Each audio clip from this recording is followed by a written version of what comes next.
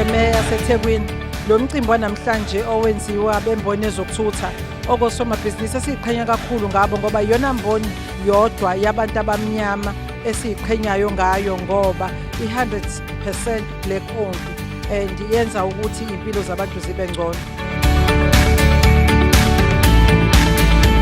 The taxi industry has a very bad stigma which we want to change. So I think education is the key. This is where we are starting building the future. So if you are starting at the grassroots level, you must know that you are building the future. Your future will always be good. When we started the project, it was that we were aiming to do about 2,000 shoes, and we have added 2,800. So I think it was beyond our expectation. Sikholelwa ukuthi uma kuukuthi sitshala enganeni sitshala kwi-future. Ziningi ke ingane sesizilekelelile, more than 29,000 wengane esezizakele, sinikeza icathulo, sizinikeza ama-uniform. Kumina njengemeya yaseThekwini, lo mcimbi wanamhlanje owenziwa bemboni ezokuthutha sipromotha ukusebenzisana nokuthi sindawonye singayiguqula imiphakathi yakithi ibe ngcono ngoba sithi ngesizulu inkunzi isematholeni. Uma sinakekela abantwana bethu, sinakekela ikusasa elihle.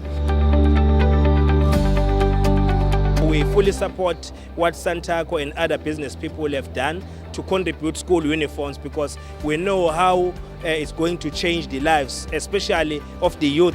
We wish all those young ones to take this as a good gift from the industry, but they must go and learn and ensure that we produce people who will be productive to our society.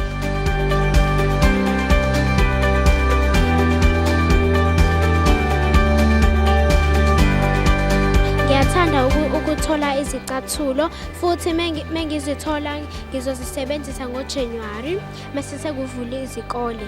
Mina ngizoqhubeka kahle eklasini bathi ngibe nithi ngenhliziyo yami yonke. Ingane zijikiswa emageyithini ngoba nakho singayithola i-uniform e-right kanti kwenzeka kona ukuthi yena azinayo i-uniform ephelele. Ngijabule kakhulu ngezicathulo. Ngithanda ukubonga kwabantu abazilethile ngoba sengiyazi ukuthi ngishabe kuthiwa ezinye ziyaqhuma ngeke ngikwazi ukuthi ngibe sengikhala sengithi ezinye ngeke ngisakwazi ukuyithola. Ngizokwazi ukuyithola ngoba basisizile labantu ngoba futhi khona ezinye ingane esikoleni ezingenazo izicathulo eziziswelayo.